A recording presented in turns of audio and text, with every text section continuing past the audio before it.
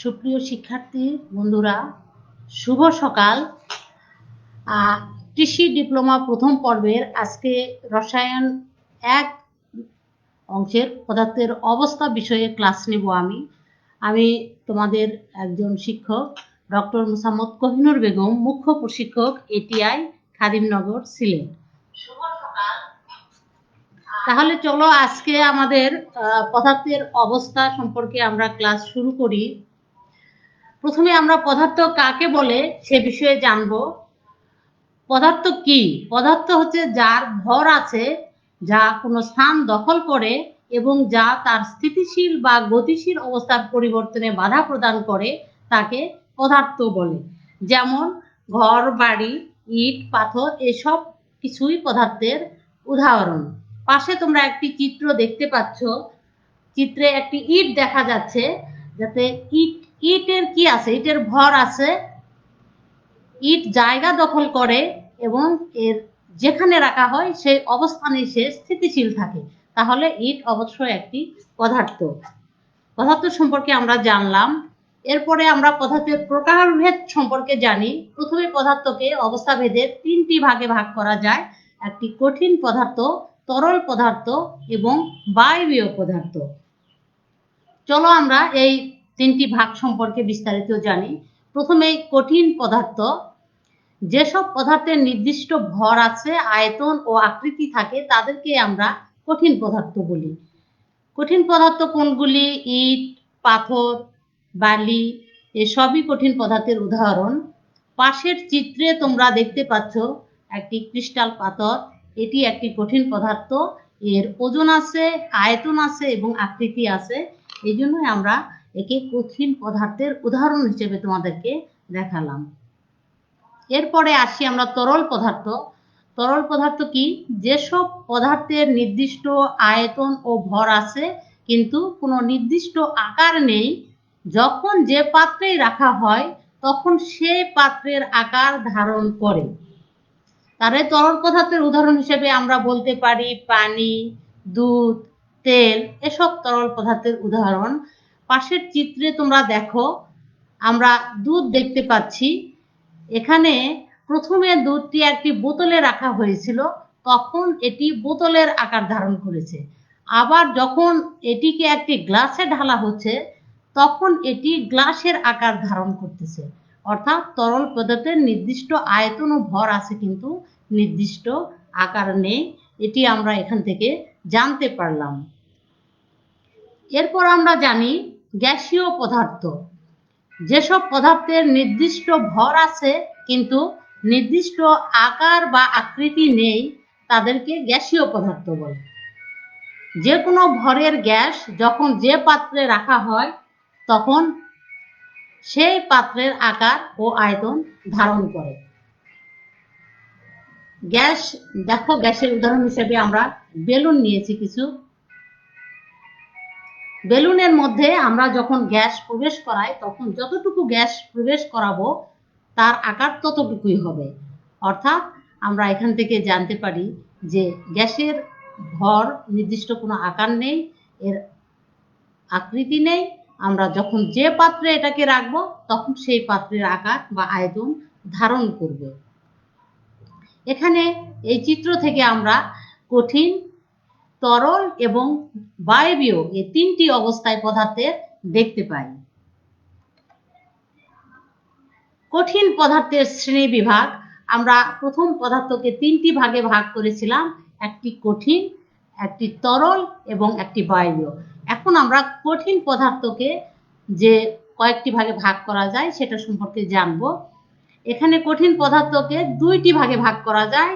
একটি হচ্ছে দানাদার বা কেলাসাকার বা স্ফটিক আকার, আরেকটি হচ্ছে অনিয়তাকার বা অদানাদার পদার্থ। তাহলে কঠিন পদার্থের 2টি ভাগ, একটি দানাদার, একটি হচ্ছে অদানাদার। দানাদার পদার্থ কোনগুলি? যেসব কঠিন পদার্থের অণু, পরমাণু ও আয়নগুলো নিয়মিত ও সুশৃঙ্খল উপায়ে ত্রিমাত্রিক গঠনে বিন্যস্ত থাকে, জ্যামিতিক আকৃতি গঠন করে, তাদেরকে আমরা দানাদার পদার্থ বলবো। যেমন এখানে তুতে, সাধারণ লবণ যেটা আমরা সবাইকে চিনি, আমাদের খাবার লবণ, চিনি, এই সবগুলি হচ্ছে দানাদার কঠিন পদার্থ। পাশের চিত্রে আমরা খাবার লবণ দেখতে পাচ্ছি, এটি দানাদার কঠিন পদার্থের একটি উদাহরণ। এখন আমরা অদানাদার বা অনিয়তাকার কঠিন পদার্থ সেটা সম্পর্কে জানি। যেসব কঠিন পদার্থের কণাগুলি কোনো নির্দিষ্ট নিয়মে সজ্জিত থাকে না তাদেরকে অনিয়তাকার পদার্থ বলে। কঠিন পদার্থের অণু, পরমাণু ও আয়নগুলি কোনো নির্দিষ্ট উপায়ে এখানে বিন্যস্ত থাকে না, এদের কোনো নির্দিষ্ট আকারও থাকে না। এটার উদাহরণ হিসেবে আমরা দেখতে পাই কাঁচ, রাবার, প্লাস্টিক, জেলি। পাশে আমরা একটি রাবার দেখতে পাচ্ছি যেটা অদানাদার বা অনিয়তাকার। এবার আমরা দানাদার পদার্থের কিছু বৈশিষ্ট্য আলোচনা করব। দানাদার পদার্থের বৈশিষ্ট্যের মধ্যে রয়েছে কেলাসাকার পদার্থের নির্দিষ্ট গলনাঙ্ক থাকে, যেমন সোডিয়াম ক্লোরাইডের গলনাঙ্ক 800 ডিগ্রি সেলসিয়াস। কোনো পদার্থের বড় কেলাসকে ভাঙলেও ক্ষুদ্র ক্ষুদ্র আকৃতির মধ্যে একই কেলাস পাওয়া যায়, এটিও দানাদার পদার্থের একটি বৈশিষ্ট্য। কোনো কোনো কেলাস পানির অণু কেলাসের গঠনের অপরিহার্য অংশ হিসেবে যুক্ত থাকে, এই ধরনের কেলাসকে শোধক কেলাস বলে, যেমন তুতে, হিরাকস। তুতেতে আমরা দেখতে পাই, তোমরা পাঠ্যপুস্তকে দেখবে যে কপার সালফেটের 5 অণু পানি এর সঙ্গে যুক্ত আছে। কেলাস রঙিন বা বর্ণহীন হতে পারে, যেমন আমরা আমাদের খাবার লবণের যে কেলাস সাদা, যে সোডিয়াম ক্লোরাইড, এটাকে সাদা দেখতে পাই, আবার তুতের যে কপার সালফেট যে কেলাস এটাকে নীল দেখতে পাই। কেলাস আর্দ্র বা শোধক হতে পারে, অর্থাৎ ভিজা হতে পারে, আবার শুষ্কও হতে পারে।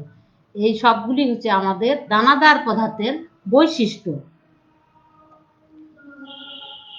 এই কেলাসের বিভিন্ন আকার ও আকৃতি আমরা আমাদের প্রকৃতিতে দেখতে পাই।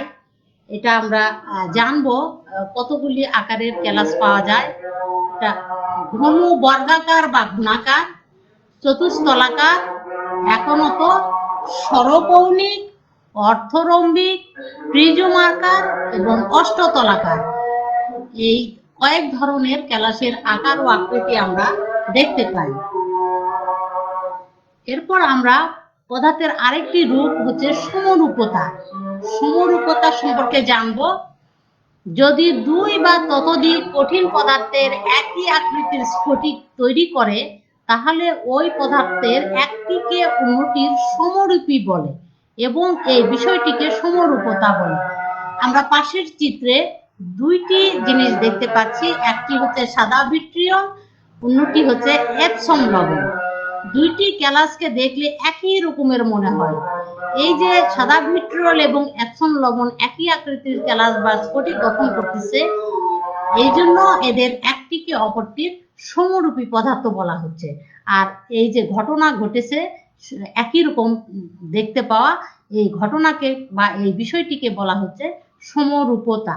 যেমন সাদা ভিট্রিয়ল, এপসম লবণ, গ্রিন ভিট্রিয়ল, এরা পরস্পর সমরূপতা বলে আমরা বলতে পারি আর কি, যে এগুলি এক একটির অপরটি সমরূপী পদার্থ। সমরূপী কেলাসের কিছু বৈশিষ্ট্য আছে, এগুলি হচ্ছে এরা একই আকৃতির কেলাস গঠন করে, এদের মিশ্র দ্রবণ হতে কেলাসন প্রক্রিয়ায় বিশুদ্ধ কেলাসের পরিবর্তে মিশ্র কেলাস পাওয়া যায়, এদের একটির অতিরিক্ত দ্রবণে অন্যটির কেলাস যোগ করলে এর উপর স্তর কেলাস বা ওভারগ্রোথ সৃষ্টি করে। এই সমরূপী পদার্থের মধ্যে আমরা এই বৈশিষ্ট্যগুলি লক্ষ্য করব।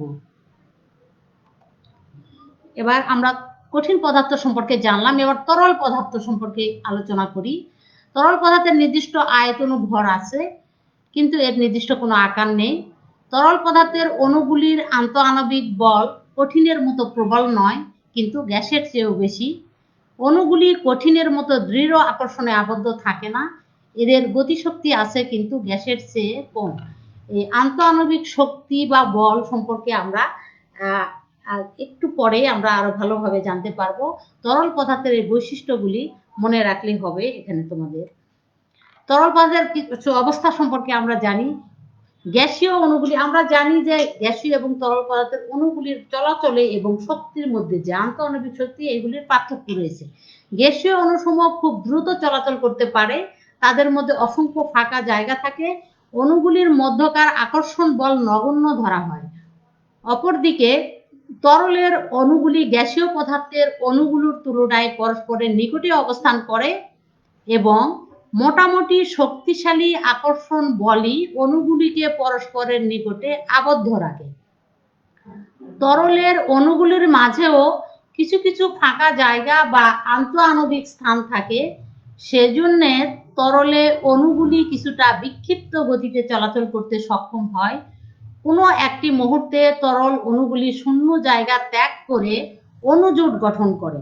তরলের অধিকাংশ ভৌত ধর্মাবলী অণুগুলোর মধ্যে ক্রিয়াশীল আন্তঃআণবিক আকর্ষণ বলের শক্তি মাত্রার উপর নির্ভর করে। অর্থাৎ তরল, কঠিন এবং বায়বীয় এই তিনটি পদার্থের অবস্থা এর ভিতরে অবস্থিত অণুগুলির আন্তঃআণবিক শক্তি বা আকর্ষণ বলের উপর নির্ভর করে। গ্যাসীয় পদার্থের বৈশিষ্ট্য সম্পর্কে আমরা জানি, গ্যাসের অণুগুলির মধ্যে আন্তঃআণবিক ব্যবধান বেশি থাকে। গ্যাসের অণুগুলির মধ্যে আন্তঃআণবিক আকর্ষণ বলও কম থাকে। গ্যাসের অণুগুলি ছড়িয়ে পড়ার প্রবণতা থাকে। গ্যাসের অণুগুলির গতিশক্তির জন্যই গ্যাসের চাপ সৃষ্টি হয়।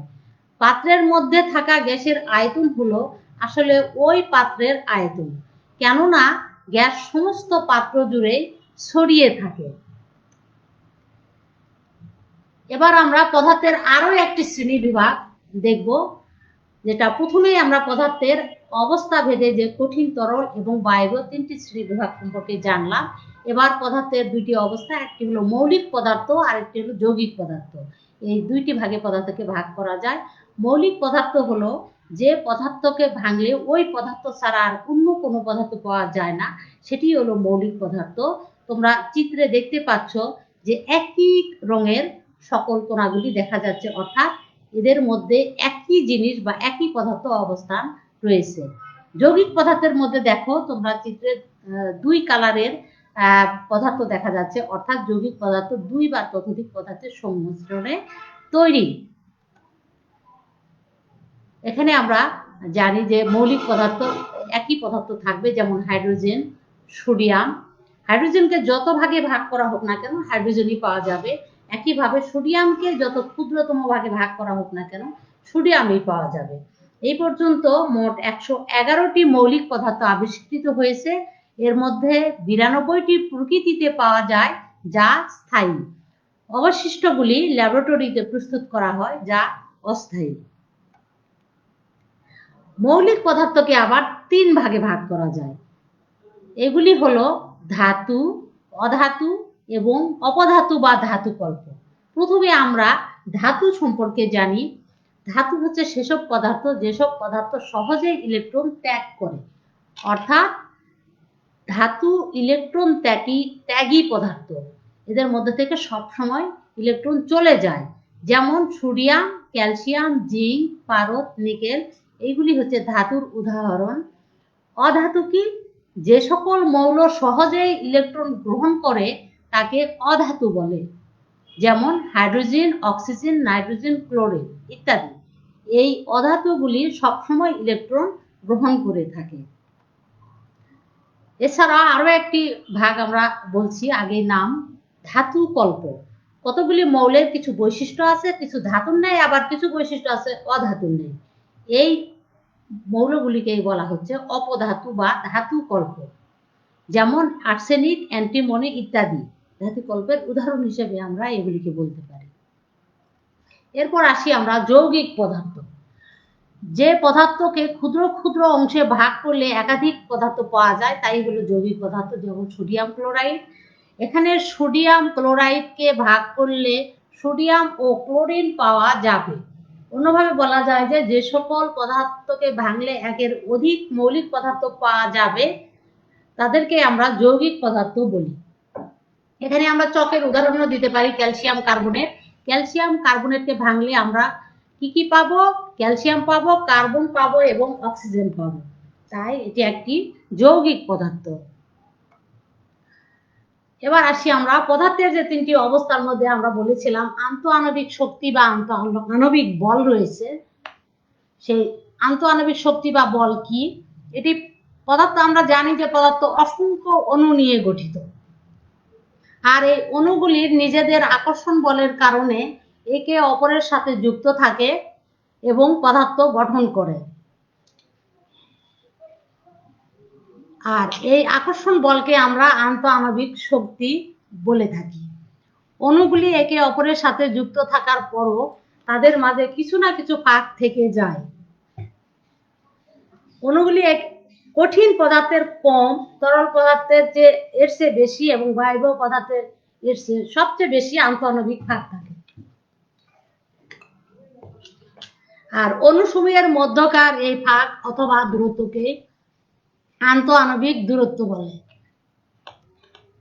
এখন প্রশ্ন হলো, তাপ প্রয়োগ করলে আন্তঃআণবিক শক্তি বা আন্তঃআণবিক দূরত্বের উপর কি ধরনের প্রভাব পড়ে? তাহলে আমরা পরবর্তীতে একটি চিত্রের মাধ্যমে এটা দেখতে পাই। প্রথমে দেখো তোমরা, কঠিন পদার্থ, এখানে বরফ রয়েছে।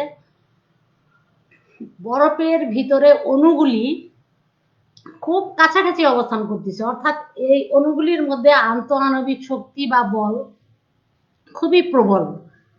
এই জন্য অণুগুলি খুব কাছাকাছি অবস্থান করতেছে। আমরা বরফকে তাপ দিলে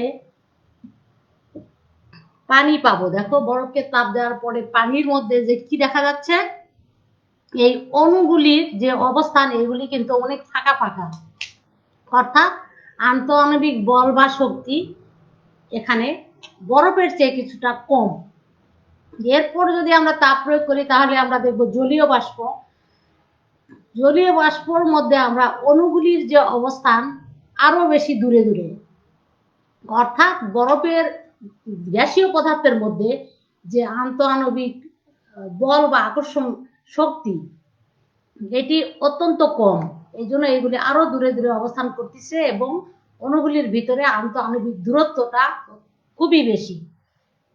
তাহলে এই তিনটি চিত্র থেকে আমরা দেখতে পাই বা বুঝতে পারি যে কঠিন পদার্থের মধ্যে আন্তঃআণবিক শক্তি কত প্রবল, তরল পদার্থের মধ্যে আন্তঃআণবিক শক্তি কঠিনের চেয়ে কম কিন্তু জলীয় বাষ্পের চেয়ে বেশি, আর গ্যাসীয় পদার্থ বা জলীয় বাষ্পের মধ্যে আন্তঃআণবিক শক্তি বা আকর্ষণ বল খুবই কম, যেখানে অণুগুলি দ্রুত ছুটাছুটি করতে পারে। এখন আমরা গ্যাসীয় পদার্থের কিছু আচরণের সূত্র সম্পর্কে জানব। অর্থাৎ এখানে আমাদের গ্যাসীয় পদার্থের উপরে কখনো চাপের প্রভাব, কখনো তাপের প্রভাব, কখনো অন্যান্য যে চাপ এবং তাপ উভয়ের প্রভাব, এই জিনিসগুলির উপর ভিত্তি করে আমাদের বিজ্ঞানীগণ কিছু সূত্র দিয়েছেন। এই সূত্রগুলি সম্পর্কে আমরা জানি। যেমন প্রথমে আমরা দেখি, এটা বয়েলের সূত্র। বয়েলের সূত্রের কিসের উপর কাজ করেছে? গ্যাসের আয়তনের উপর চাপের প্রভাব প্রকাশ করে এই বয়েলের সূত্র। চার্লসের সূত্রের মধ্যে গ্যাসের আয়তন বা চাপের উপর তাপমাত্রার প্রভাব কাজ করে। অ্যাভোগাড্রোর সূত্রে গ্যাসের অণু সংখ্যা ও মোলার আয়তন সম্পর্কিত তথ্য জানা যায়। ডাল্টনের আংশিক চাপ সূত্র, যেটি এটিতে গ্যাস মিশ্রণের মোট চাপ ও উপাদান গ্যাসের আংশিক চাপের সম্পর্ক প্রকাশ করে। আর গ্রাহামের সূত্র, যেটি এটি গ্যাসের ব্যাপনের হার সম্পর্কিত তথ্য প্রদান করে। আজকে আমরা এখানে 5টি সূত্রের নাম দেখলাম। এর মধ্যে আমরা 2টি সূত্র সম্পর্কে তার গাণিতিক ব্যাখ্যা দেখব এবং ভালোভাবে বোঝার চেষ্টা করব। চলো আমরা প্রথমে বয়েলের সূত্র সম্পর্কে জানি। বয়েলের সূত্র কি? স্থির তাপমাত্রায় নির্দিষ্ট ভরের কোনো গ্যাসের আয়তন এর উপর প্রযুক্ত চাপের ব্যস্তানুপাতিক, অর্থাৎ ব্যস্তানুপাত মানে বিপরীত। যখন একটি তাপমাত্রা স্থির থাকবে সেই অবস্থায় একটি নির্দিষ্ট ভর, ধরি আমরা ভি গ্যাসের একটা আয়তন ধরি গ্যাসের ভি, আর চাপ যদি আমরা পি ধরি আর তাপমাত্রা এখানে টি দ্বারা প্রকাশ করি, যা স্থির থাকবে, তাহলে আমরা সূত্রে কি দেখি? ভির সাথে চাপের যে সম্পর্ক সেটা হচ্ছে বিপরীত অনুপাত, অর্থাৎ ব্যস্তানুপাতিক। যেমন আমরা ভি 1/p, এটি হচ্ছে বয়েলের মতামতে গ্যাসের সূত্র। তাহলে ভি সমান কে কি? কে এখানে একটি সমানুপাতিক ধ্রুবক 1/p। এটাকে যদি আমরা বজ্র গুণন করি, দেখো তোমরা আড়াআড়ি গুণন করলে পি ভি সমান কে চলে আসে। এভাবে আমরা P1 V1 সমান P2 V2 সমান P3 V3 এভাবে আমরা n অণু পর্যন্ত যাইতে পারি। এটি হলো বয়েলের সূত্রের ব্যাখ্যা। অর্থাৎ স্থির তাপমাত্রায় নির্দিষ্ট ভরের গ্যাসের চাপ বাড়লে আয়তন কমবে এবং ঘনত্ব বাড়বে। মূল কথা হলো এটি যে আমরা যদি গ্যাসের চাপ বাড়াই তাহলে আয়তন কমবে, আর গ্যাসের চাপ যদি কমাই তাহলে আয়তন বাড়বে। বয়েলের সূত্র থেকে আমরা এটুকুই সম্পর্ক জানতে পারি একটা আয়তন এবং গ্যাসের চাপের উপরে। এর কিছু গাণিতিক ব্যাখ্যা আছে যেটি আমরা পরবর্তী ক্লাসে আমরা জানব। এরপর আমরা চার্লসের সূত্র সম্পর্কে জানি। স্থির চাপে কোনো নির্দিষ্ট ভরের আয়তন প্রতি ডিগ্রি সেন্টিগ্রেড তাপমাত্রা বৃদ্ধি বা হ্রাসের ফলে 0 ডিগ্রি সেন্টিগ্রেডে স্থিত তার আয়তনের 273-এর 1 ভাগ হারে বৃদ্ধি বা হ্রাস পায়। অর্থাৎ নির্দিষ্ট পি চাপে 0 ডিগ্রি সেন্টিগ্রেড তাপমাত্রায় এবং টি ডিগ্রি সেন্টিগ্রেড তাপমাত্রায় গ্যাসের আয়তন যথাক্রমে V0 ও VT হলে সূত্রানুযায়ী গাণিতিকভাবে আমরা VT সমান V0 প্লাস T বাই 273 গুণ V0 সমান V0 যদি আমরা কমন নেই তাহলে 1 প্লাস T বাই 273 সমান V0 এবং ভিতরে যদি আমরা ভগ্নাংশের যোগফল করি তাহলে 273 যোগ T ভাগ 273। এই সমীকরণটি সব গ্যাসের জন্য প্রযোজ্য। অর্থাৎ প্রতি ডিগ্রি তাপমাত্রা বাড়লে গ্যাসের আয়তন তার 0 ডিগ্রির আয়তনের 273-এর 1 ভাগ হারে বেড়ে যায়। অতএব V0 ভাগ 273 হলো সব গ্যাসের প্রসারাঙ্ক। এই দুইটি সূত্রের ব্যাখ্যা আমরা আজকে জানলাম। গাণিতিক বিষয়গুলি পরে করা হবে, কারণ এতগুলি কঠিন বিষয় একসাথে তোমাদের মাথায় নেওয়াও কঠিন হবে এবং বুঝতে সমস্যা হবে। তাহলে আজকের ক্লাসে আমরা প্রথম যে অধ্যায় সেখানে আমরা পদার্থের বিভিন্ন শ্রেণী বিভাগ, এখানে আমরা এখানে মধ্যে ধাতু অধাতু, এটা দানাদার অদানাদার পদার্থ, মৌলিক যৌগিক পদার্থ, পদার্থের সমরূপতা, আন্তঃআণবিক শক্তি বা বল, আন্তঃআণবিক স্থান এবং গ্যাসীয় পদার্থের যে বিভিন্ন আচরণ এই সম্পর্কে আমরা জানতে পারলাম। এগুলি তোমরা যে তোমাদের পাঠ্যপুস্তক আছে এগুলি থেকেও একটু দেখে নিও, তাহলে আরো সহজ হবে এবং 2-3 বার যদি পড়ে থাকো তাহলে আরো বেশি সহজে বুঝতে পারবে। আর তোমাদের পাঠ্যপুস্তকের 23 পৃষ্ঠায় একটি চার্ট আছে তোমাদের, এই চার্টটি তোমরা একটু দেখে নিও, তাহলে এখান থেকে তোমার পদার্থের কঠিন তরল এবং বায়বীয় যে অবস্থা এই অবস্থা সম্পর্কে তোমরা আরো বিস্তারিত জানতে পারবে এবং তোমাদের একটি ভালো ধারণা থাকবে। যে সুপ্রিয় শিক্ষার্থীবৃন্দ, আজকে তাহলে তোমাদের ক্লাস এখানেই শেষ করব। তোমরা ভালো থেকো এবং যে ক্লাসগুলি আমরা নিলাম, আমরা যে যে সাবজেক্টই ক্লাস হয়েছে তোমরা সাথে সাথে এই ক্লাসে গুলি পাঠ্যপুস্তক থেকে পড়বে এবং রিভিশন দেবে। ঠিক আছে, ধন্যবাদ সবাইকে। আজকে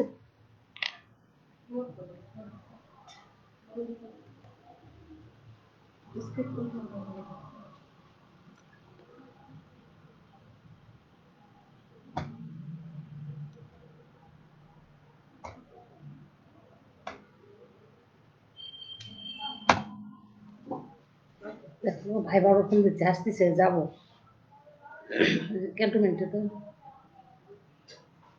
বিন্দু বাকি বলো, থ্যাংক ইউ। এখন কি সাউন্ড পরিষ্কার আছে? কি রকম দেখো তো, আমি ব্যাংকে বসে আপনাদের আমি ওরা আমাকে বলবে না। হ্যাঁ আমি বললাম যে হ্যালো, এটা তো সিনেমাটা তো সুন্দর হবে। হ্যাঁ এখন ওই যে আমি ক্লাসের ওই যে ওটা ইয়ে করতেছিলাম তো লাইভে, এই জন্য। ঠিক আছে, তুমি কই আসো তাহলে, রওনা দিছো? আচ্ছা আচ্ছা আচ্ছা ঠিক আছে, আচ্ছা দেখো আমি দেখতেছি। আচ্ছা।